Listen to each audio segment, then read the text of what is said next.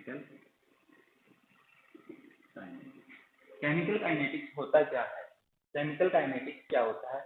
ये भी branch of physical chemistry. इसकी ब्रांच है ब्रांच ऑफ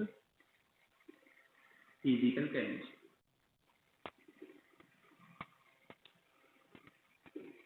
इसकी ब्रांच है फिजिकल केमिस्ट्री की ब्रांच है।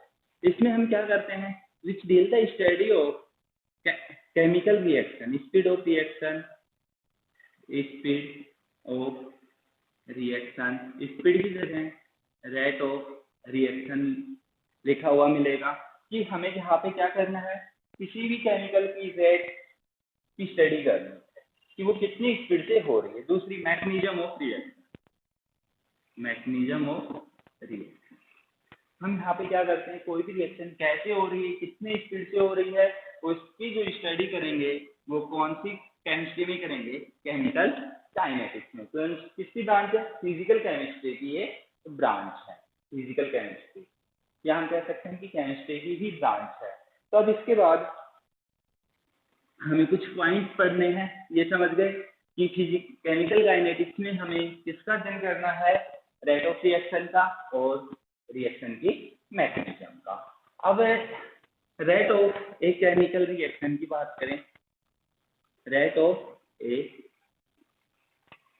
केमिकल रिएक्शन, केमिकल रिएक्शन की बात करें कि जो रिएक्शन होती है केमिकल रिएक्शन, वो कितने टाइप की होती हैं? स्पीड के अकॉर्डिंग, रेट के अकॉर्डिंग कितने टाइप की होती है? 3 टाइप की होती है। एक तो फास्ट या वेरी फास्ट, वेरी फास्ट, या हम कह सकते हैं कि केवल फास्ट लूप है। दूसरी होती है मीडियम, और तीसरी होती है स्लो, या ये कहते हैं वेरी स्लो, या कहते हैं वेरी स्लो। तो ये 3 टाइप की रिएक्शन होंगी किसके अकॉर्डिंग? रेट के अकॉर्डिंग। कौन कौन सी? वेरी फास्ट या फास्ट, मीडियम और स्लो होती है। जो वेरी फास्ट रिएक्शन होती है वो कैसी होती हैं? बिल्कुल कुछ टाइम में, स्मॉल टाइम में ही क्या हो जाती है? कंप्लीट हो जाती हैं। Complete in few second, completed in a few second, few seconds में ही। कितने सेकंड्स का टाइम लगेगा? 10 की पावर -12 टू 10 की पावर -10 की पावर 12 से 10 की पावर 16 सेकंड में ये कंप्लीट हो जाती हैं। इसका मतलब क्या हुआ? 1 सेकंड का भी समय नहीं लग रहा। ये जो रिएक्शन होती हैं, जो फास्ट रिएक्शन होती है, मोस्टली आयनिक रिएक्शन होती है। कौन सी होती हैं? आयनिक जो रिएक्शन होंगी वो कौन सी होंगी? फास्ट रिएक्शन होंगी। एक एग्जांपल देखें, HCl प्लस NaOH किसका फॉर्मेशन कर लेगा? NaCl प्लस H2O का। तो ये वेरी फास्ट, जैसे ही हम NaCl NaOH किसमें डालें? HCl के अंदर डालें, तो तुरंत किसका फॉर्मेशन कर लेगा? NaCl प्लस H2O का फॉर्मेशन कर लेगा। दूसरा एग्जांपल देखें, AgNO3 प्लस NaCl, तो ये किसका फॉर्मेशन कर लेगा? क्या बनाएगा? आयन में टूट रहा है, Ag plus NO3 minus Na plus Cl minus, तो ये बना लेगा AgCl की प्लस NaNO3 का फॉर्मेशन कर लेगा। तो ये जो फास्ट रिएक्शन होती है वो कितने टाइम में कंप्लीट हो जाती है? 10 की पावर -12 से 10 की पावर -16 सेकंड में कंप्लीट हो जाती है। कौन सी होती है? आयनिक रिएक्शन होती है। एग्जांपल लिख दिए हैं। अब इसके बाद दूसरी जो रिएक्शन आती है वो कौन सी है?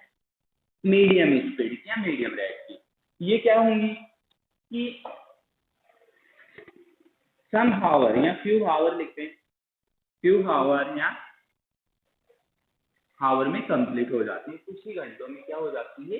कंप्लीट हो जाती है। पूरा घंटा भी नहीं ले, ये भी नहीं कह सकते कि 1 घंटा ही लेंगे, 1 घंटे से ज्यादा लेंगे नहीं, मिनट भी ले सकती हैं। क्या ले सकती है? मिनट में भी कंप्लीट हो सकती हैं, और 1 घंटे में। तो यहाँ पे जो ये रिएक्शन होंगी कैसे होंगी? मीडियम होंगी, कुछ टाइम लेंगी, सेकंड्स में कंप्लीट नहीं होंगी, मिनट या घंटे में कंप्लीट होंगी। तो ये समझ गए। इसका एग्जांपल देखें तो inversion inversion of sugar cane. Sugar cane, inversion of sugar cane क्या होता है? शुगर कैन का जो फॉर्मूला होता है वो क्या होता है? C12H22O11 plus H2O। ये किसमें ब्रेक हो जाएगा? C6H12O6 प्लस C6H12O6 में ग्लूकोज प्लस फ्रक्टोज। कुछ मिनट का टाइम लगेगा इसको कंप्लीट होने में, कुछ मिनट का टाइम इसको कंप्लीट होने में लगेगा। तो ग्लूकोज प्लस फ्रक्टोज का फॉर्मेशन ये कर लेती है। एक चीज बताएं आपको कि जो नेचुरल स्वीट सब्सटेंस है, नेचर के अंदर जो सबसे स्वीट सब्सटेंस पाया जाता है वो कौन सा है? फ्रक्टोज होता है। कौन सा होता है? फ्रक्टोज होता है। अब इसके बाद बात करें वेरी स्लो की। वेरी स्लो में कौन सी आ जाएंगी? जो डे या हावर या डे, हावर टू डे, ये मिनट टू हावर का टाइम ले रही थी, ये हावर टू डे, कुछ दिनों में कंप्लीट हो, कुछ साल भी ले सकती हैं, बहुत ही स्लो होती हैं। जैसे water to H2 plus O2, hydrogen और ऑक्सीजन दोनों कंबाइन होके वाटर का फॉर्मेशन कर लें, कई दिन का टाइम इसमें लग जाता है। ये इफेक्टिव होती हैं टेम्परेचर और प्रेशर से। इनकी जो फास्ट रिएक्शन होंगी उनके ऊपर टेम्परेचर का इतना ज्यादा इफेक्ट नहीं पड़ेगा, सबसे ज्यादा स्लो के ऊपर टेम्परेचर का इफेक्ट पड़ेगा। टेम्परेचर का इस पे पड़ेगा, इसके ऊपर प्रेशर का भी इफेक्ट पड़ेगा। तो rate of a chemical reaction हमने समझ ली। वेरी फास्ट कौन होंगी? कुछ ही सेकंड में कंप्लीट हो जाए, फ्यू सेकंड में मीडियम, कुछ मिनट टू हावर का टाइम ले, और स्लो कुछ हावर टू डे टू ईयर का टाइम लेती हो। अब इसके बाद बात करें सबसे इंपॉर्टेंट पॉइंट की,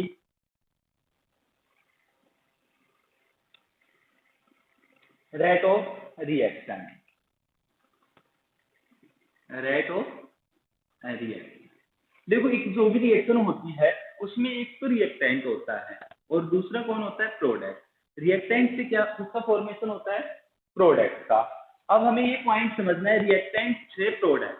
स्टार्टिंग में एक पार्ट यानी केमिकल रिएक्शन, रिएक्टेंट कर रहा है, केमिकल रिएक्शन के ड्यूरिंग क्या बन रहा है? प्रोडक्ट का फॉर्मेशन हो रहा है। तो इसका अमाउंट जब टाइम स्टार्टिंग होगा, स्टार्टिंग में इसका अमाउंट कुछ होगा, ये चीज हमें समझनी है। इसका अमाउंट कुछ होगा, मान लो एक्स अमाउंट, इसका अमाउंट कुछ भी नहीं होगा, इसका अमाउंट क्या होगा?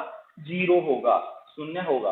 अब यहाँ पे इसके बाद बात करें कुछ टाइम बाद, जैसे जैसे टाइम निकलेगा, जैसे आयनिक रिएक्शन में थी, या हम कह सकते हैं फास्ट रिएक्शन, बिल्कुल कुछ सेकंड भी नहीं लगेंगे, कंप्लीट हो जाएंगे।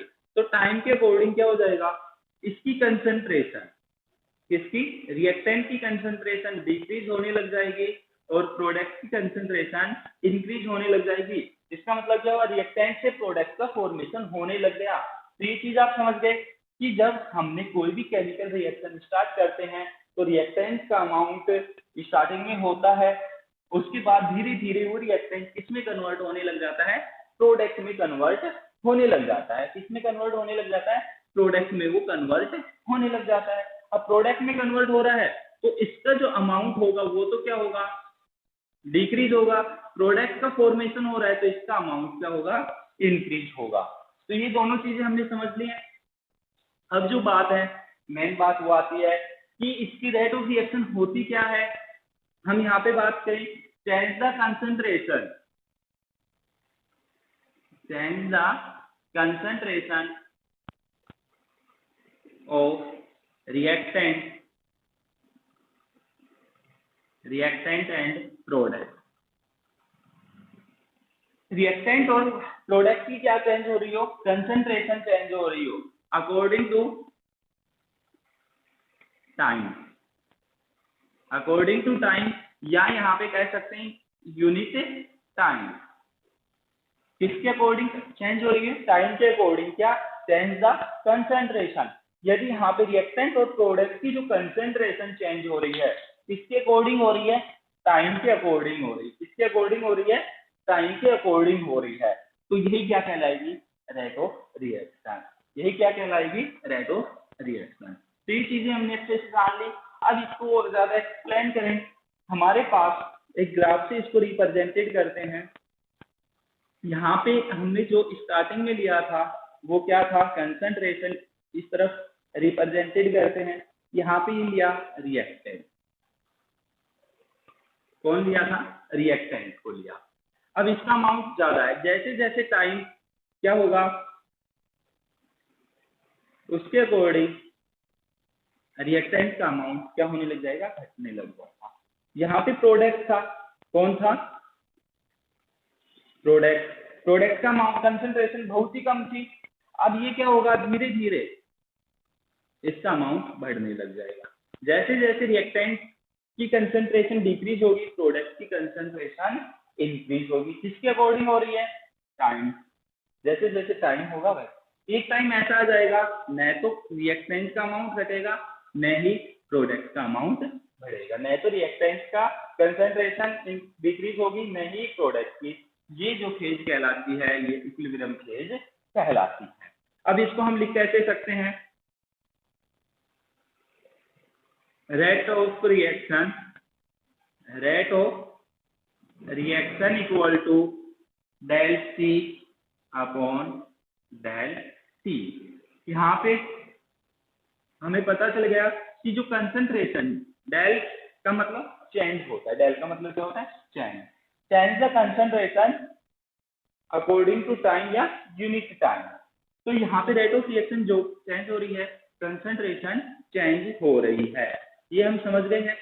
अब एक पॉइंट और आ जाता है यहाँ पे, एक्सपोनेंशियल रेट ऑफ रिएक्शन। कौन सी, एक्सपोनेंशियल। एक स्मॉल टाइम में रेट ऑफ रिएक्शन एक्सपोनेंशियल का मतलब क्या हुआ, सम टाइम, या ये कह दें कि वेरी स्मॉल टाइम पीरियड, बहुत ही कम टाइम पीरियड के अंदर यदि कंसंट्रेशन चेंज हो रही है तो वो कौन सी कहलाएगी, एक्सपोनेंशियल रेट ऑफ रिएक्शन। हमारे पास मान लो टाइम का जो पार्ट लिया वो ये लिया, इसके अंदर रिएक्टेंट के अमाउंट में कितना चेंजमेंट हुआ इस टाइम के ड्यूरिंग कंसंट्रेशन में कितना चेंजमेंट हुआ, तो थोड़ा सा चेंजमेंट होगा या ज्यादा हो जाएगा, स्मॉल टाइम में स्मॉल चेंजमेंट होगा, वेरी स्मॉल टाइम में वेरी स्मॉल चेंजमेंट होगा, तो ये क्या कहलाएगी, एक्सपोनेंशियल। इसके लिए जो हमारे पास फॉर्मूला आ जाता है वो क्या आ जाता है, rate of reaction equal to dc upon dt। पहले में हमने किसका यूज किया था, डेल सी और अपॉन डेल टी का।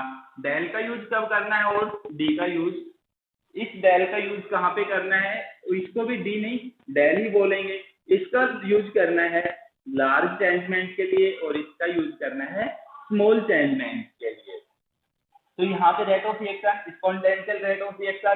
तीसरी जो आ जाती है इनिशियल रेट ऑफ रिएक्शन, कौन सी आ जाती है, इनिशियल में क्या होता है, जब टाइम इक्वल टू 0 सेकंड हो, जब टाइम इक्वल टू कितना हो, 0 सेकंड हो, तो रेट ऑफ रिएक्शन में कोई चेंजमेंट होगा नहीं। जैसे हमें ये कहा जाए कि आपको यहाँ से दौड़ना स्टार्ट करना है, दूसरे तरीके से हम इसको कंप्लीट को समझते हैं, यहाँ से हमें दौड़ना स्टार्ट करना है, ये हमारे पास एक पॉइंट है, यहाँ से दौड़ना स्टार्ट करना है, हमें टाइम दिया गया, कितना टाइम दिया गया, 0 सेकंड टाइम दिया गया। कितना टाइम दिया गया है, टाइम इक्वल टू 0 सेकंड। अब जब आप 0 सेकंड में कितने मीटर दौड़ सकते हो, कितने ही नहीं दौड़ सकते, पैर उठाते टाइम कंप्लीट हो जाएगा। एक टाइम दिया जाए लिमिटेड टाइम, एक ये कह दे कि आपसे जितना दौड़ा जाए उतना दौड़ो, आपसे जितना दौड़ा जाए उतना दौड़ो, तो आप कितना दौड़ सकते हो, बहुत ज्यादा दौड़ सकते हो, जितनी आपकी कैपेसिटी है, तो वहां पे रेट ऑफ रिएक्शन हो जाएगी कि यहाँ पर इसकी जितनी कैपेसिटी उतना चेंजमेंट हो गया। अब तीसरा एक्सपोनेंशियल में क्या कहा गया है कि आपको कुछ टाइम दिया गया है, मान लो 5 मिनट दिए गए हैं, 5 मिनट में आप कितना दौड़ सकते हो, जितना अनलिमिटेड टाइम दिया था उतना दौड़ सकते हो क्या, नहीं दौड़ सकते, कुछ ही टाइम कुछ ही मीटर हम दौड़ सकते हैं।